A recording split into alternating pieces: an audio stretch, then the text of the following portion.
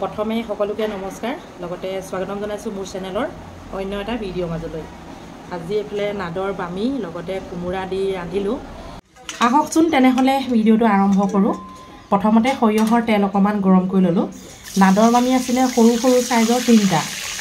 ধুনীয়াকৈ চাফ চিকুণ কৰি লগতে নিমখ অকমান হালধি অকমান মিশ্ৰণ কৰি ললো তাৰ পাছতে মাছগিটা দিয়া ভাজি আছো আপোনালোকে চাই থাকক মই কোনটো পদ্ধতিত কেনে ধৰণে বনালো আৰু লগতে একেবাৰে থলুৱা খাদ্য আৰু বহুত টেষ্টি কবলে কোনো ভাষা নাই সেয়েহে ভাবিলো কেমেৰাত মানে বন্দী কৰি আপোনালোকলৈ আগবঢ়াও যিসকলে নাজানে নিশ্চয় উপকৃত হ'ব আহক তেনেহলে মই আৰম্ভ কৰি দিছো মাছখিনি অকমান সময়হে ভাজিব লাগিব বহুত দেৰি ভাজি পেলালে ধৰক ইয়াৰ যিটো মাছৰ সোৱাদ হেতু কেতিয়াও নাপাব অকমান সময় ভজা পাছত মই বেলেগ এটা পাত্ৰত ইয়া আনলোড কৰি দিছো মানে বেলেগ এটা পাত্ৰলে ইয়া ৰাখি দিছো তাপা আপোনালোকে চাই থাকক আৰু কুমুৰা লগতনো কেনে ধৰণে বনাও নাদৰ বামি আপোনাৰ খাবলৈ বহুতেই টেষ্টি আৰু লগতে একেবাৰে মাংসৰ দৰে হয় সেইবাবে কুমুৰা বা ধৰক পানীলাও তিয়হ স্কচ বেললাও এনে ধৰণে আপোনালোকে মিশ্ৰণ কৰিব পাৰে মিশ্ৰণ কৰা পদ্ধতিটো অকমান বেলেগ কিয় বেলেগ বুলি কৈছো চাই থাকিলেহে গম পাব চাই থাকক দেই মাছখিনি কাৰি দিয়াৰ পাছত যিখিনি তেল বাচিলে সেইখিনি তেলতে নহৰু পিয়াজ লগতে জলকীয়া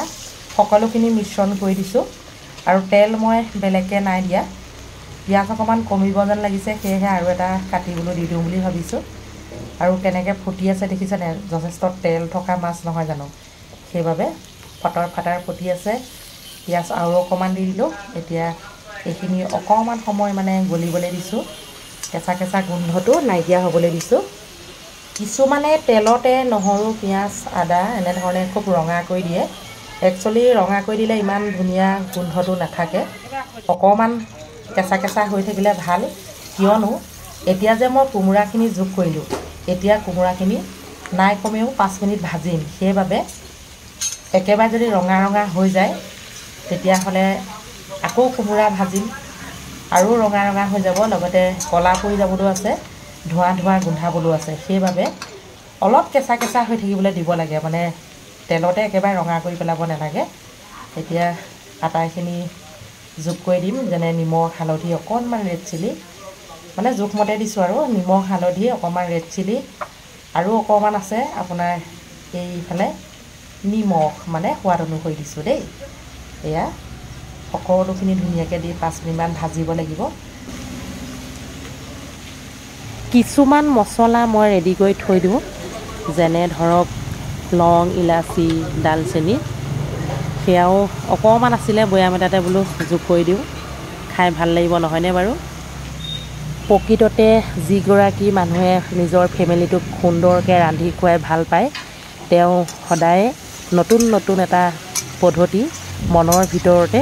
সদায় মানে ভাবি থাকে যে আজি কেনে ধৰণে ৰান্ধিম আৰু কিছুমান হুলস্থুল শুনি আছে ওচৰতে এখন মানে গেৰেজ আছে মটৰচাইকেলৰ তাত 16-17 বছৰীয়া ল'ৰা এটা আছে ইমান বেয়া কথা কয় মানে আপোনালোকক কি ক'ম আৰু বহুত লাজ দিওঁ তথাপিতো সি মানে আজিলৈকে শুধৰণি হোৱা নাই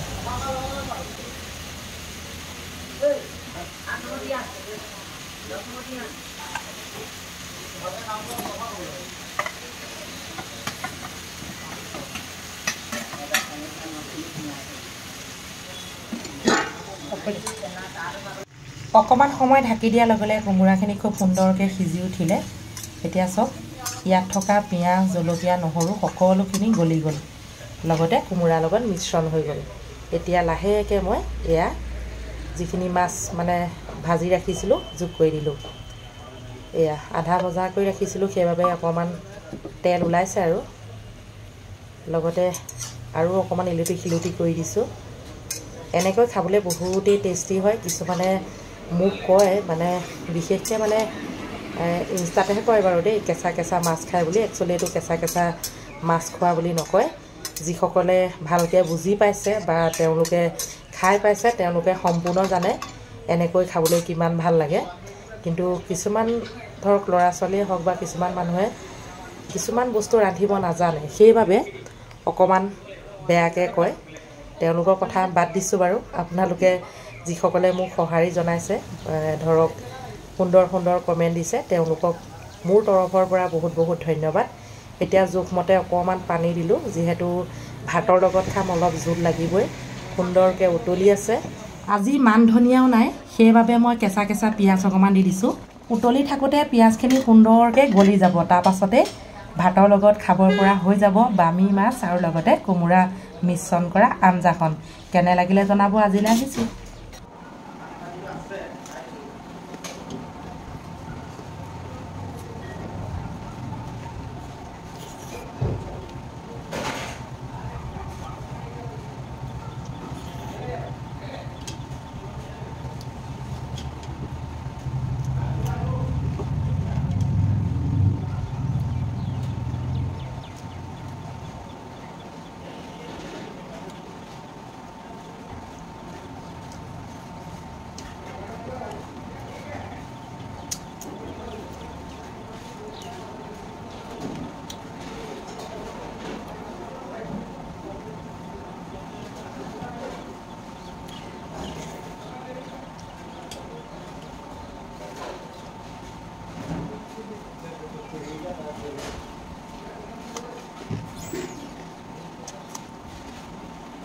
সবেই গান গাই গাই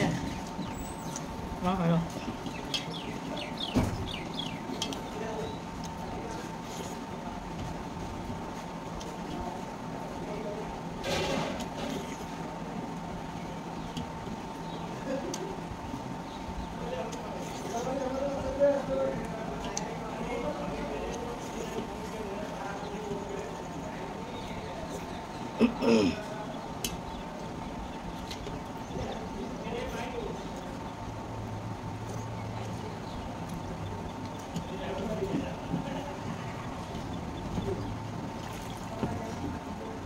Bye bye.